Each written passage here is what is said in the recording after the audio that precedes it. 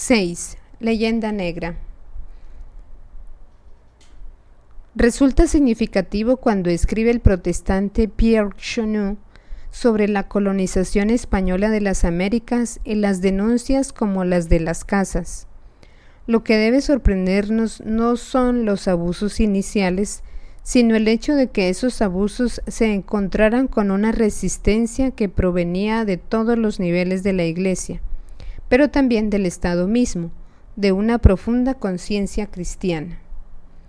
De este modo, las obras como la brevísima relación de la destrucción de las Indias de Fray Bartolomé fueron utilizadas sin escrúpulos por la propaganda protestante y después por la iluminista, cuando en realidad son, para utilizar las mismas palabras de Chenu, el más hermoso título de gloria de España.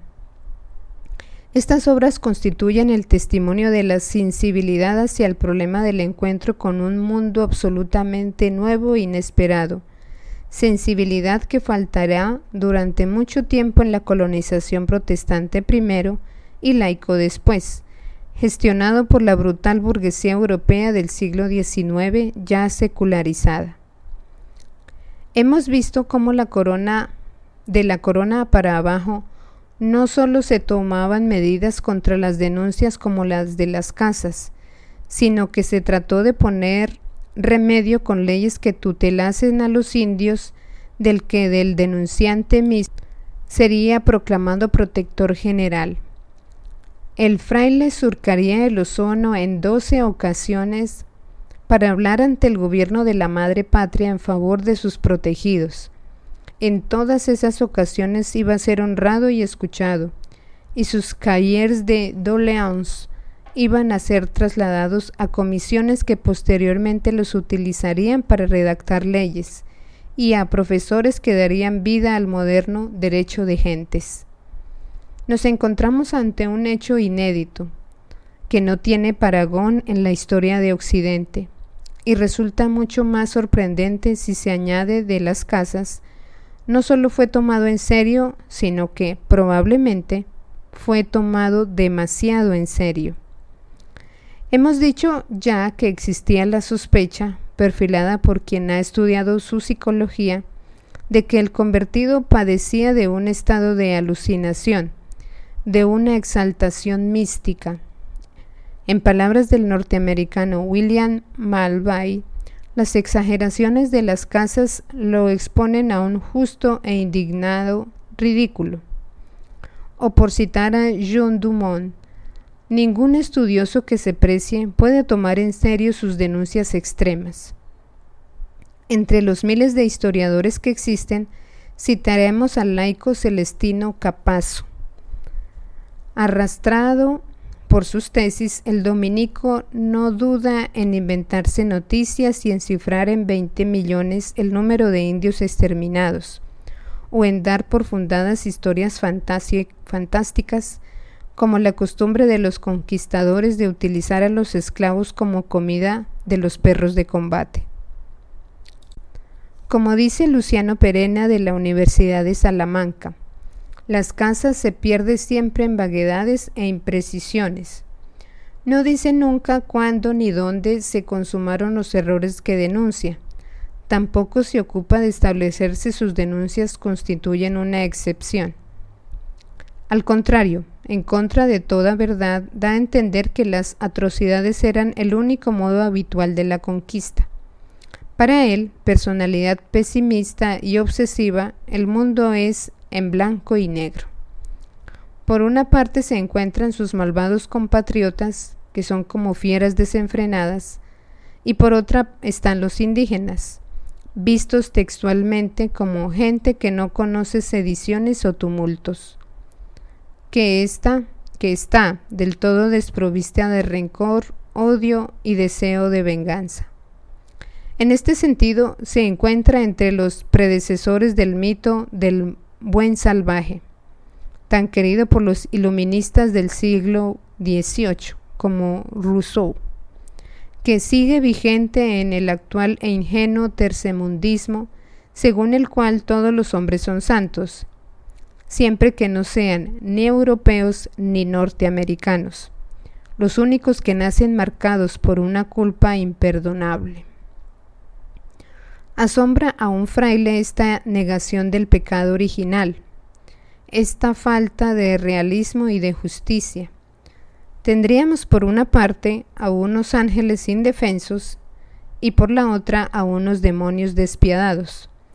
Entre otras cosas, el Hernán Cortés, que puso fin al gran imperio de los aztecas y al que Las Casas presenta como de forma pesimista, cosa que al parecer no merecía del todo, fue quien vio bajar de las pirámides el río de sangre humana de las víctimas sacrificadas. Una empresa como aquella, de conquistadores como aquellos, no se habría podido realizar jamás con buenas maneras. Además, los españoles consideraban la dureza como algo sagrado porque de aquellas poblaciones, apacibles, según Las Casas, también formaban parte de los aztecas, y también los incas, de los que se ocuparía Francisco Pizarro, con su costumbre de arrancarles el corazón a decenas de miles de jóvenes. Como todos los utópicos, Las Casas no superó la prueba de la realidad. Muchos otros privilegios. El gobierno le concedió el de tratar de poner en práctica en territorios adecuados puestos a su disposición su proyecto de evangelizar basado solo en el diálogo y las excusas. En todas las ocasiones acabó con la exterminación de los misioneros o con su fuga, perseguidos por los buenos salvajes provistos de temibles flechas envenenadas. Como siempre que se intenta hacer realidad un sueño, se convierte en pesadilla. Por citar a uno de sus más recientes biógrafos, Pedro Borges, profesor de la Complutense de Madrid, Bartolomé se refugió otra vez en la irrealidad, predicando siempre no lo que se podía, sino lo que se debía haber hecho. El mismo Borges impide que pensemos que Las Casas es el precursor de una teología de la liberación al estilo marxista, como todo buen convertido. Lo que le interesaba era la salvación eterna. Su obsesión por los indios no era para salvaguardar sus cuerpos, sino para salvar sus almas. Solo si se los trataba de forma adecuada iban a aceptar el bautismo, sin el cual habrían ido al infierno tanto ellos como los españoles. Nos encontramos pues exactamente en el lado contrario de quien hoy no ve más que la dimensión horizontal y que, por lo tanto, no tiene nada que ver con el místico Las Casas. De todos modos, tal como reconoce Malbay, fueron cuales fuesen los efectos de su gobierno, en la historia no hubo ninguna nación que igualara la preocupación de España por la salvación de las almas de sus nuevos súbditos. Hasta que la corte de Madrid no sufrió la contaminación de masones e iluminados. No reparó en gastos ni en dificultades para cumplir con el acuerdo con el Papa, que había concedido los derechos de patronato a cambio del deber de evangelización.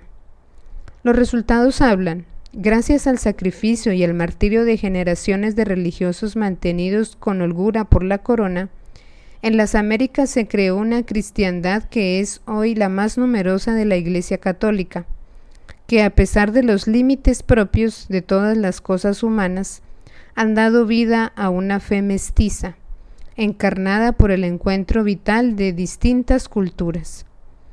El extraordinario barroco del catolicismo latinoamericano es la muestra más evidente de que, a pesar de los errores y los horrores, una de las más grandes aventuras religiosas y culturales tuvo una feliz evolución. A diferencia de lo ocurrido en Norteamérica, en Sudamérica el cristianismo y las culturas precolombinas dieron vida a un hombre, a una sociedad realmente nuevos respecto a la situación precolombina. A pesar de sus exageraciones, de sus